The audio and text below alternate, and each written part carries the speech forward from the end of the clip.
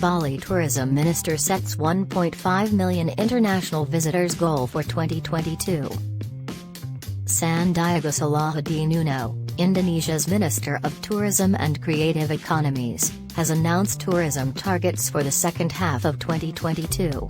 Minister Uno is committed to reviving Bali's tourism industry as soon as possible by leveraging entrepreneurial spirit and reducing promotional budgets. Minister Uno stated at a press conference on Monday, June 20, that his target for international tourists by the end of 2022 is 1.5 million. He has also set a 7 million domestic tourism target. He expressed his hope that diversifying Bali's offerings, with a special emphasis on large international events, would help promote a greater influx of international tourists.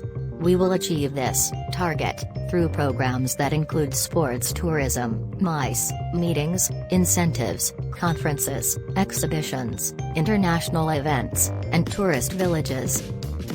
The Ministry of Tourism and Creative Economies will collaborate with micro, small, and medium enterprises (MSME) throughout Bali through these MICE events. These collaborations will be especially important during the G20 summit in Bali in November 2022. The ministry will collaborate with over 400 MSMEs and 40 hotels in the Nusa Dua area surrounding the Bali International Convention Center to ensure that world leaders, delegates, and the international media are well served during the politically significant event.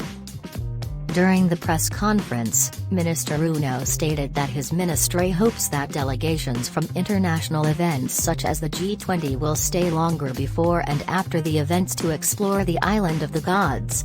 He hopes that these longer-staying, high-profile, and high-spending visitors will help boost the income of micro, small, and medium-sized businesses, and thus the island as a whole. The minister confirmed, in greater detail than in previous press statements, how the Bali tourism sector is recovering from the pandemic's peak. South Bali has begun to recover. We will organize several events in West and North Bali. Later in the year, there will be a cruise that will dock in North Bali. In addition, the West Bali National Park will host an international conference on ecotourism next month. Ecotourism is a significant niche for Bali, and the industry is eager to capitalize on it. West Bali National Park is one of the island's last unspoiled natural wonders. The national park is rarely visited by the average tourist due to its location in the far west of the island.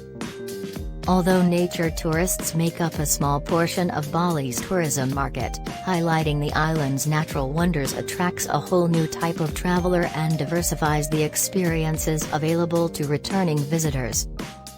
A steady shift toward ecotourism within the mass tourism market would bring numerous benefits to the Bali tourism sector, allowing the island to conserve and preserve culture and nature while ensuring profits and incredible experiences for tourists. Bali is already on track to meet Minister Uno's targets.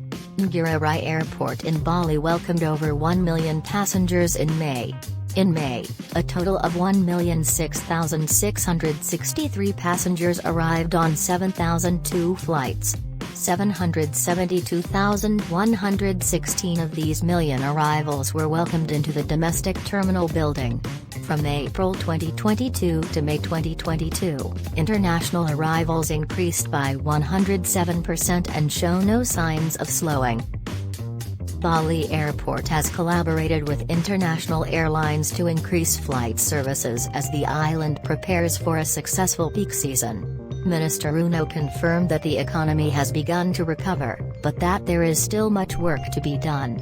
The government has established clear and attainable goals, as well as strategies to achieve them. Since the reopening of borders in February 2022, the tourism industry has made steady and sustained progress.